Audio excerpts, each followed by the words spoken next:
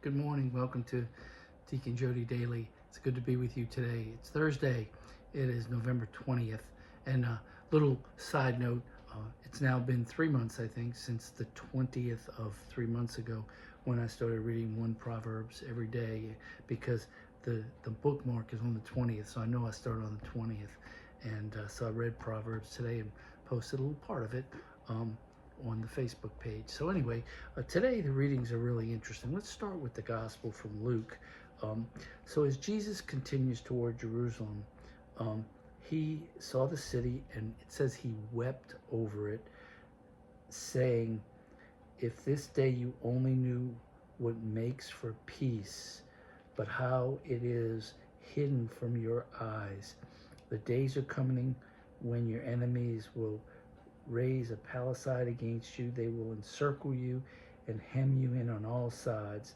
They will smash you to the ground." It goes on. Doomsday, right? He's predicting the destruction of the temple. Basically what he's doing, he's trying to tell them that the things of this world, this material stuff, pass, unlike the things in the spiritual world, which are everlasting. That is a very good foundation to talk about our continuing to read the story in Maccabees about the resistance of the Maccabees to the king, who is insisting that the Jews in public defile themselves by eating the pork that was worshipped to the Greek gods. So this is a public defiance of the Jewish law that the king is attempting to be forced upon the Jews. What happens in this case is that Mattathias, who's the father of the individuals who eventually will lead the Maccabean revolt, is a mainstay. He's one of the main Jewish leaders in the town, and the representative of the king comes and says, "You're a leader, do this and everybody will follow you, we'll give you gold." They try to bribe him, then they try to threaten him, and through it all he stands firm and refuses. And what happens is another Jewish man, seeking to ingratiate himself with the king, steps forward to defile himself in front of everybody, and Mattathias gets infuriated by it and kills him on the altar of the Greek people, right in front of everybody. And then he slays the king's representative, and then he tells his family and all his people, "All of you that are faithful to our Jewish tradition, follow me." And they go up in the hillside and they begin to plot the revolt, which manifests later on with his sons leading the revolt and actually being successful in it. So what does all this have to do with the first reading? Well, this gentleman, Mattathias, understands that the temporal things that the king is promising him, gold and silver and riches and ingratiation to the king and all the bennies, so to speak, are just happiness. They pass. He knows that long term you have to be right with God to have long lasting, in fact everlasting life with the Lord.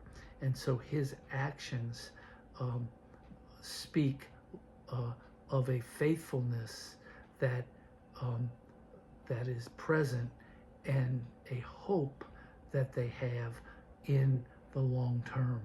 And that hope is what we talked about yesterday. So today's readings are very interesting. They're instructive, and I think how it applies to us is sometimes we get all excited about the temporal things and we forget about the long-lasting things. I'll just give you an example of a temptation that's going on now. I'm moving away from St. Teresa next month, be reassigned as a deacon somewhere else, and going through my office and I'm packing things up, and every now and then I come across something. I'll give you a perfect example. I have a guitar in my office and it's sitting on a guitar stand, And I went to pack up the guitar stand and started thinking, how did I get this guitar stand? I remembered that the guitar stand is actually the church's. So there was a thought about taking it with me because it's basically been mine for 10 years, but I didn't. Why? Because that's a temporal thing. I'm not going to sacrifice my integrity by taking something that belongs to the church. So, I ask for things that I may want. I'm probably going to ask for a couple of things around here that I have come to possess. And I'll ask Father, do you mind if I have this? It's actually, was kind of given to me by the church, but it never was officially given to me. And if you want it back, I'll give it to you. And I think Father would be very gracious to let me have certain things that have become kind of important to me, that are part of my stay here. But I'm not going to take them without permission, because the long-term spiritual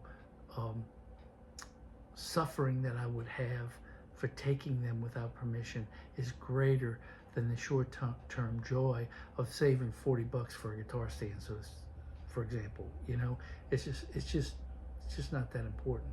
So, so anyway, I hope some of that makes some sense, and we'll continue to go through the readings as we move toward the first Sunday of Advent, which is a week from Sunday, and then we'll move into Cycle A, and we'll start reading the Gospels from Matthew, which are very much the story being told to Jews about Jesus to try to prove that he was the Messiah on earth.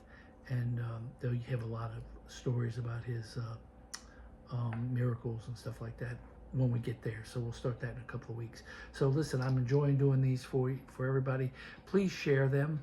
That's how they get disseminated.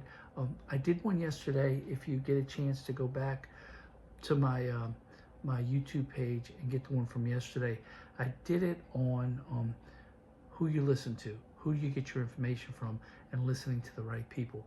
It's important. It's kind of a secular spin, but there is a spiritual component which I may touch on at a later date. Amen. So you pray for me, and I'll pray for you. God bless everybody. Have a wonderful day.